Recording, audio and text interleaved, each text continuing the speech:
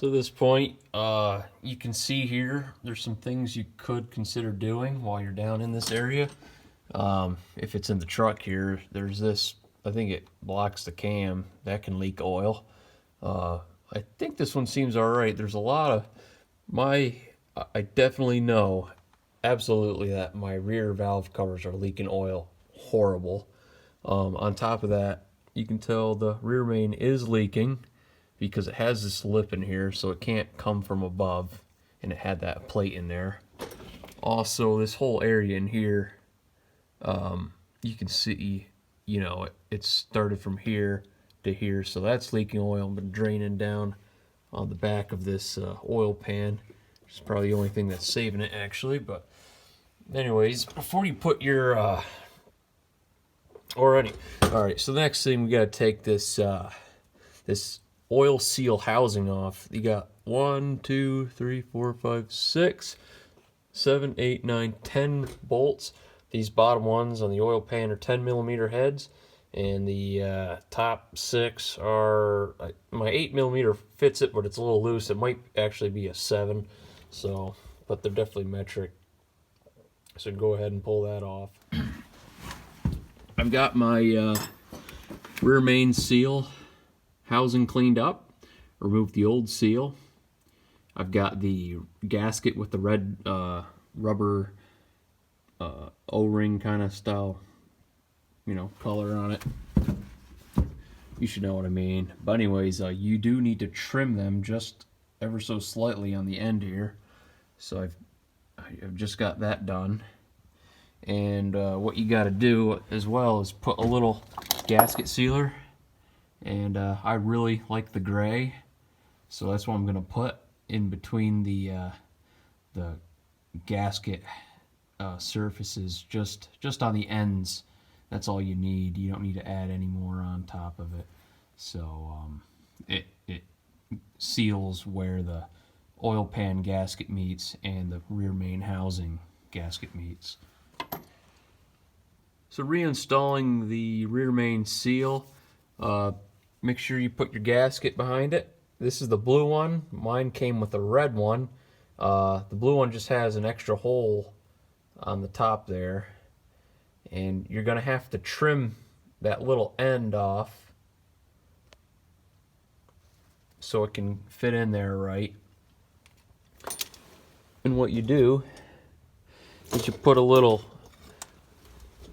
and what you do here is you put a little silicone on the edge of it, about in this area. You don't need to go all the way across. It's just to seal up the gasket edges for the engine oil pan and the housing here. So, and the next, I'm going to install the seal on top of that. I'm trying to get this kind of, you can adjust this housing left, right, up, or down and try to get the seal in perfectly as you can. So I've got it kind of snug down for now before I press it in. See if you can see the groove that was in it.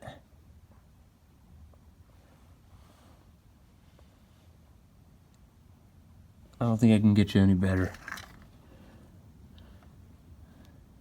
It's right on the edge of it. So actually I probably went in too far, but I think that's alright. I think it'll work. So putting it back together, I found some torque values on the internet.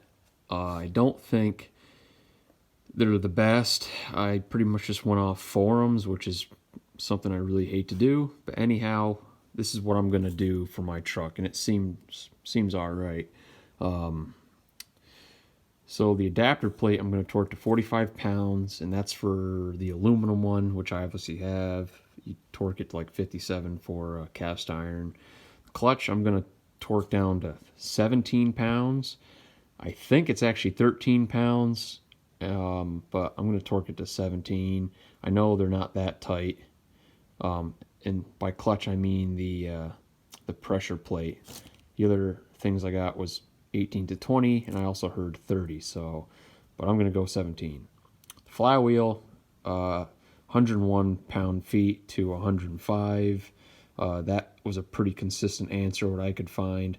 The bell housing was another. In the past, I know I tightened the living heck out of mine, but they just recommended 35 pound-feet. It is aluminum, so I do understand that.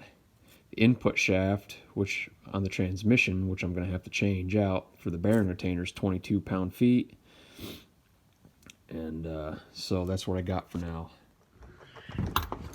Alright, so I've got the transmission adapter on. This one's aluminum, and the recommended torque that I could find for one of these was about 47 pound-feet,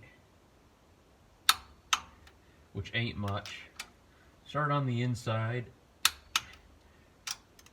and work your way to the outside ones.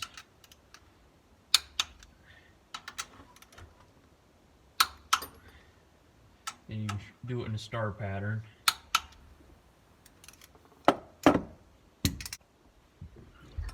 So these bolts for the flywheel, I got through Case IH.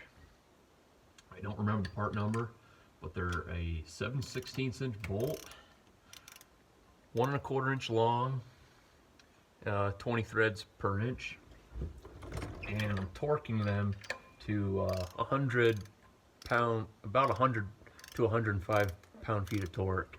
That's what the best answer I could find off the internet. So take that with a grain of salt. Take all my torques with a grain of salt, because unfortunately I'm only going by forums, which I hate even getting information from them, but it is what it is. So I'm just getting a screwdriver in here and prying against the flywheel. I don't have a barring tool, so it is what it is.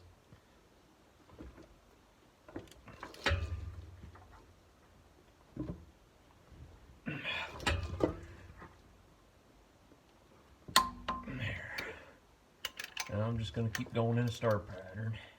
This is the clutch I'm using here. It's a Rhino Pack by AMS Automotive. Part number. The part number is right here. 05073. I believe that's right. There's also 64575. And they give you a new throwout bearing. You get a new clutch. That's a new clutch.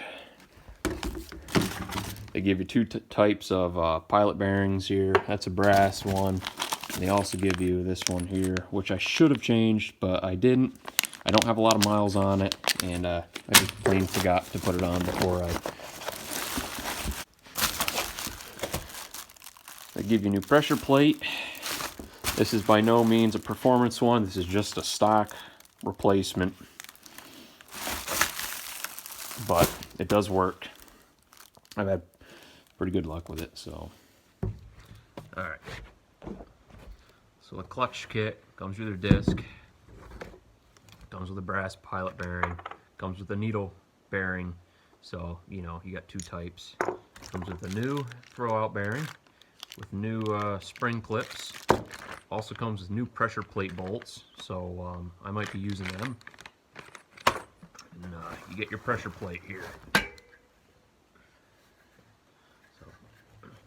It isn't a performance clutch, it's just a stock replacement, and it's about 12 1/4, 12 3/8 clutch. Let's measure the pressure plate.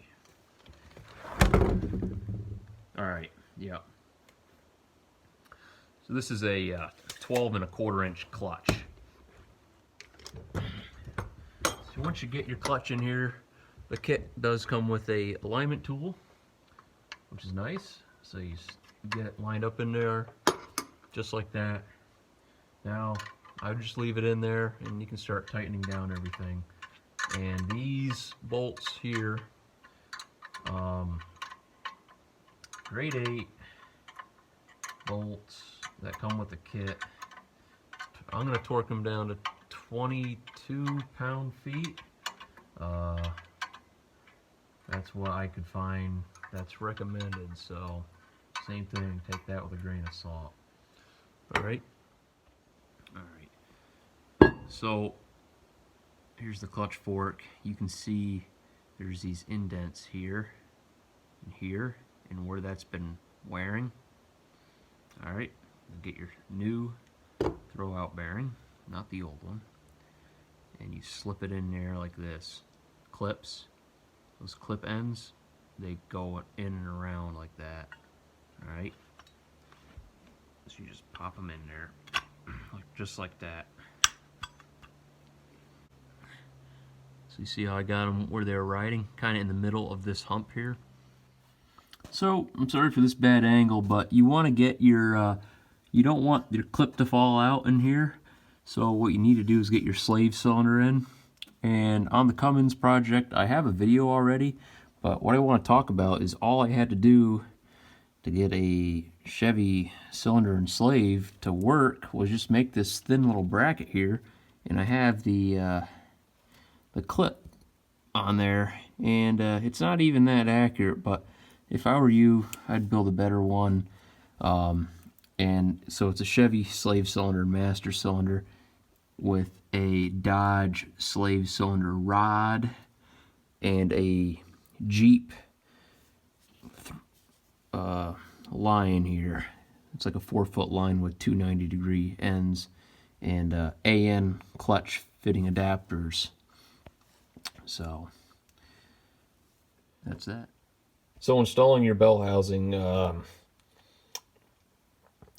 you just put all your bolts back in, get your slave cylinder back on here, and you want to put that on so it holds your clutch fork in place in the throw-out bearing, so that's nice and centered.